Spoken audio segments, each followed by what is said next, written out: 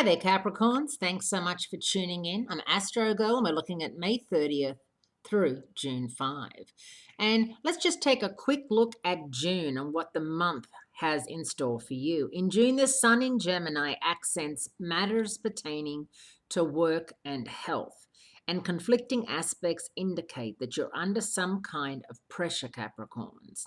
At the same time, Saturn, your ruler, his position means that your ability to be there for those who matter is the bottom line. So you are going to be held accountable and feel responsible and follow through on those promises made.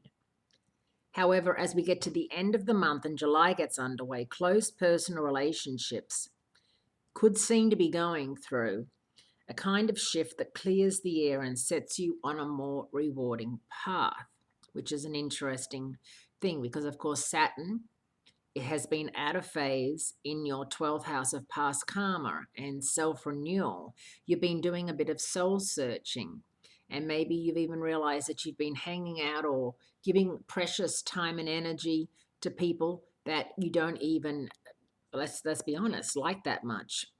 You might love them, but you don't like them very much. And there's a huge difference. You know, you can love someone like a brother or a sister, but when you spend time with them, you find yourself thinking of, a million reasons why you don't particularly enjoy hanging out with them. You like the thought of them from afar. I think as we get older and mature, this is a problem, or not necessarily a problem. This is just something that goes with the territory that we can be friends with someone for 30 years, for 20 years, for 10 years. Maybe you went to school or college or university or worked together at a young age. But you change, things happen. Some people go off and have a family. Some people go overseas. Some people get into some really highfalutin job and don't have much time. Some people just disappear off the map.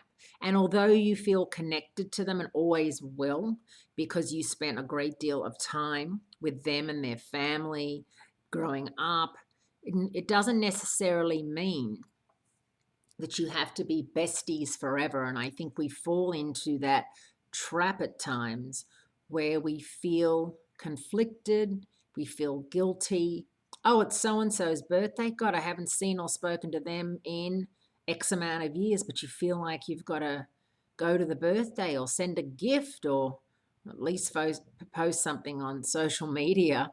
And it doesn't feel authentic because it's like I haven't seen this person or thought of that person, but I love that person because, I used to go to their house after school and watch reruns of Gilligan's Island or I Dream of Jeannie or whatever, So this is one of those times that you will be dealing with that.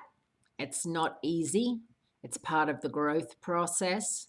It's part of recognizing how much time you don't have anymore and how much time you get to have for yourself, and that you've got to divvy up between your kids and work and your partner and working out and you and family and etc. etc. So, make sure that you are aware of that, and that'll be on your mind this week, and that's a good thing.